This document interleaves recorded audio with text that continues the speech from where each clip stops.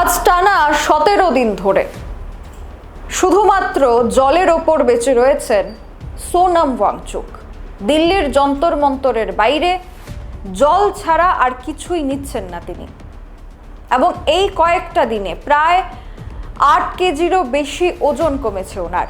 শারীরিক অবস্থা অবনতির পথে, কিন্তু তারপরেও ওনার এই অনশন তিনি জারি রেখেছেন।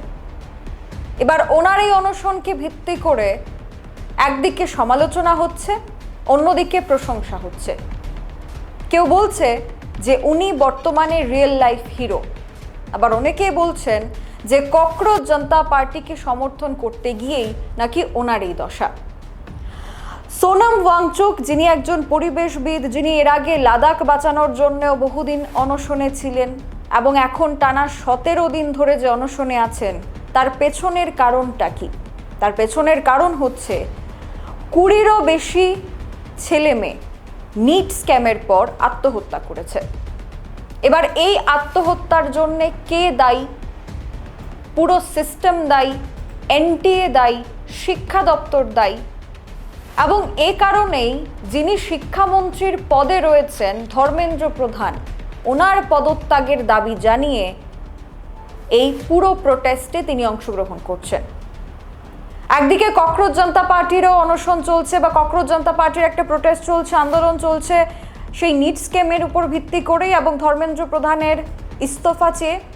আর অন্যদিকে পরিবেশবিদ সোনম ওয়াংচুক নিঃস্বার্থভাবে এই অনশনে বসেছেন, নিজের জীবনকে বাজি রেখে অনশনে বসেছেন। কিন্তু অনেকের মতে বা মেইন স্ট্রিম মিডিয়ার মতে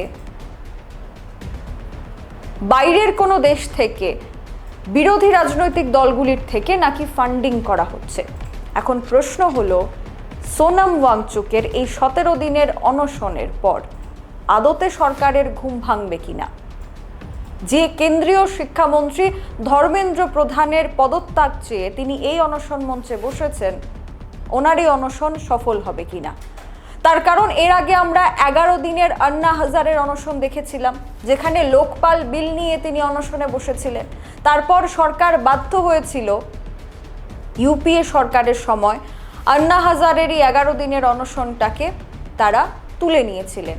সরকার আশ্বাস দিয়েছিল এবং তারপর আন্না হাজারে 11 দিনের সেই অনশন তুলে নিয়েছিলেন।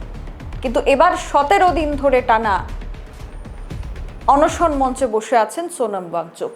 যে কোনো সময় শারীরিক অবস্থার অবনতি হতে পারে, যে কোনো দুর্ঘটনা ঘটতে পারে, এবং সেই দুর্ঘটনার জন্যই কি তবে কেন্দ্রীয় সরকার বসে রয়েছে, নাকি সোনম ওয়াংচুকের বর্তমান স্থিতির কথা জেনে এবং ওনার এই অনশনের পেছনের যে কারণ, অর্থাৎ নিট স্ক্যাম, এবং এই স্ক্যামের জেরে বহু লক্ষ লক্ষ ছাত্রছাত্রীর স্বপ্ন ভেঙেছে, 20-এরও বেশি ছাত্রছাত্রীরা আত্মহত্যা করতে বাধ্য হয়েছে, তাদের পরিবারের মানুষ কেউ জায়গা বিক্রি করে, কেউ বা ব্যাংক থেকে লোন নিয়ে তাদের বাচ্চাদেরকে পড়িয়েছিল, তারা ন্যায় পাবে কিনা সেটাই দেখার।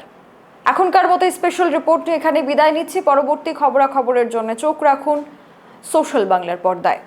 নমস্কার।